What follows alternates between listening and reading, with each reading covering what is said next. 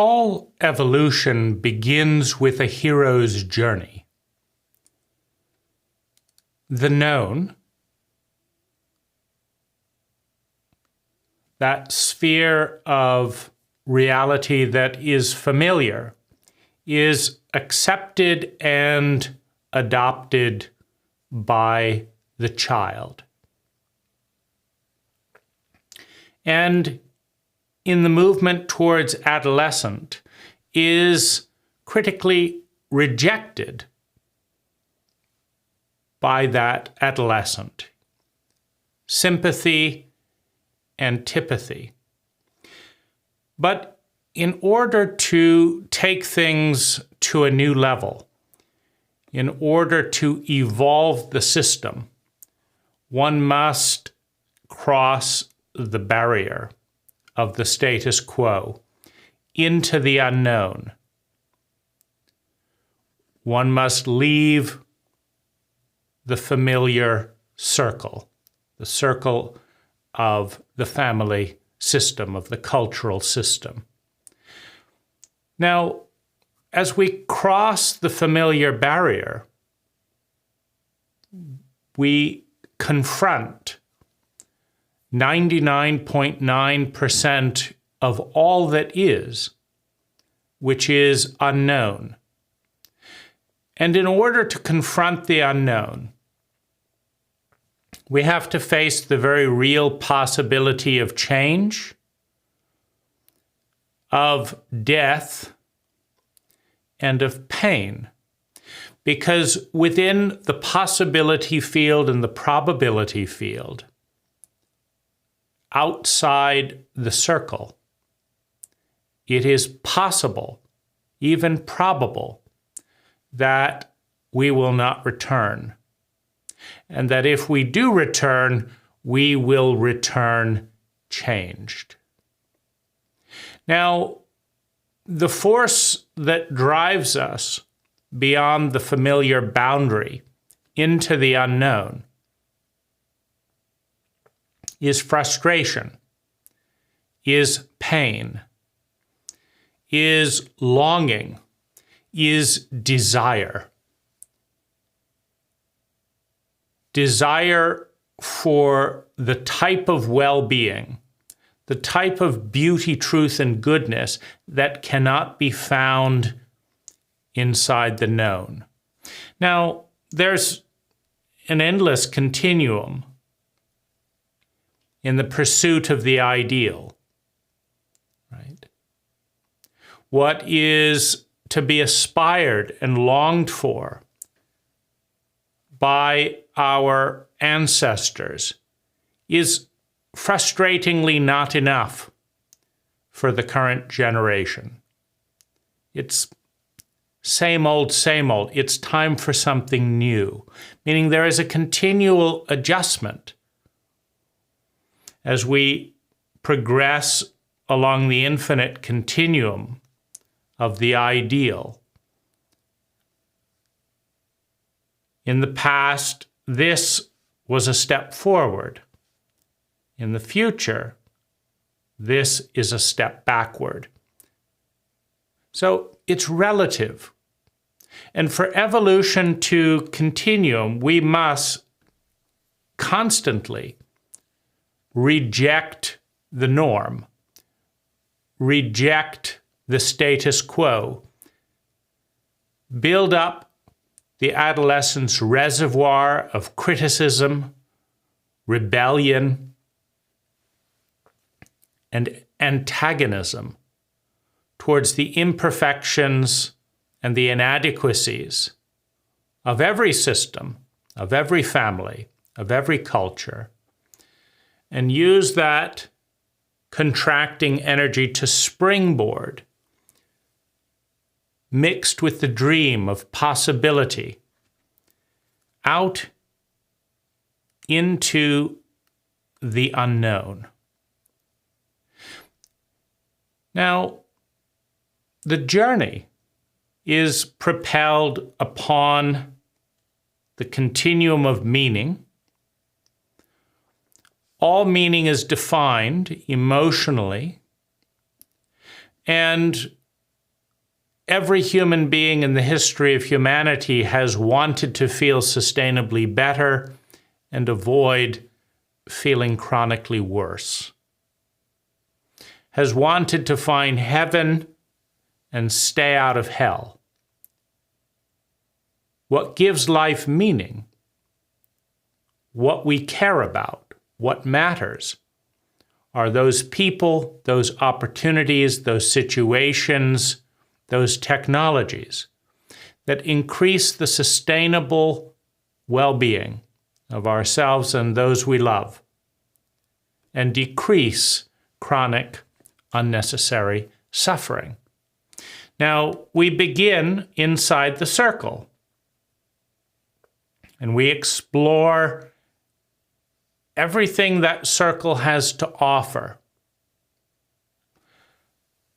until we find ourselves pushing out against the barrier of cult norms, the glass ceiling of our culture, of what is known, of what is familiar, of what is acceptable. And at some point, when we feel root-bound and the circular journey becomes too bitter, too painful, too exhausting, at some point we transcend the line. We cross the line, having explored everything we could within the bounds. We cross the line, exposing ourselves, risking the unknown in its dark and light potential.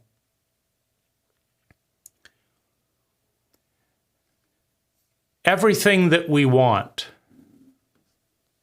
everything the future holds, all that we will become as a planet, as a species, as a culture, lies in the unknown. But to discover it, to find it, to map it, much like the Europeans in search of a better way to India, had to risk death on their journeys, or they would never have discovered America. Some died and never returned. If it was easy,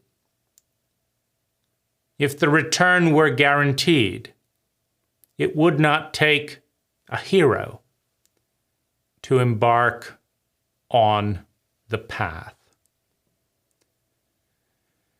So we must all consider whether or not the status quo, the norm, has become exhausting enough, boring enough, unsatisfying enough, bitter enough, cynical enough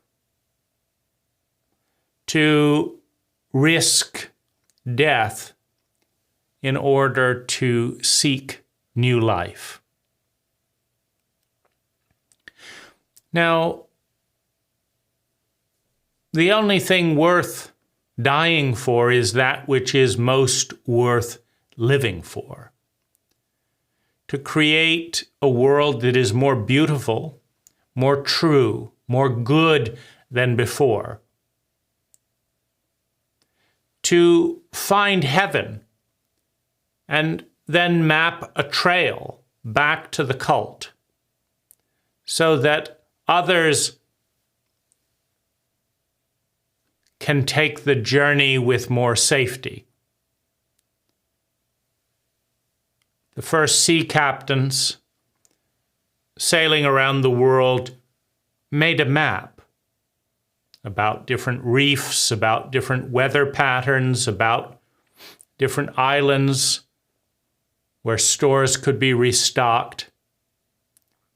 And that map gradually made it safer and safer for people to cross the Atlantic. However, the real journey in any life is inside, is in the technologies we have yet to imagine and bring into being. 99.9% of all reality is unknown. 1,000 years from now, 10,000 years from now, 1 trillion years from now,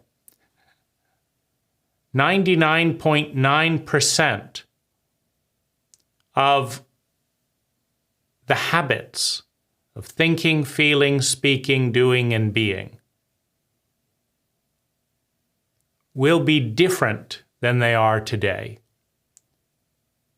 The diets will be different. The way of communicating will be different. The prioritization of what is and isn't important will be different. What's newsworthy and how the news is delivered will be different. And it all lies out there. The ideal, the measure of intelligence, is how efficiently energy, time, money, and natural resources can be converted into a higher state of being. The most intelligent person imaginable takes very little time, very little energy, very few natural resources and money to create a tremendous amount of sustainable well-being for themselves and others. Whereas the most blind, the most misguided,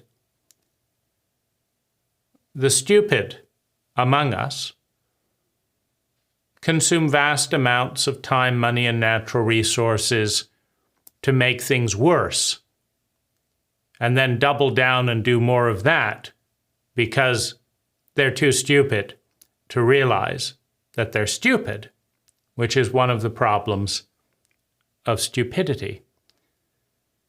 If you were smart, you would realize you were stupid, but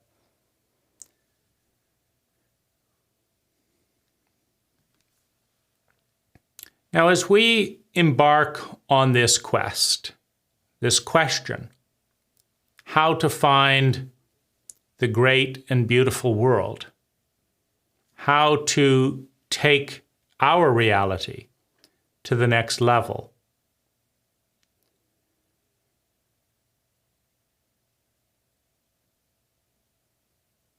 where will that take us? And is that desire strong enough to be willing to risk death, to be willing to risk a new life? That is the question and the beginning of the quest.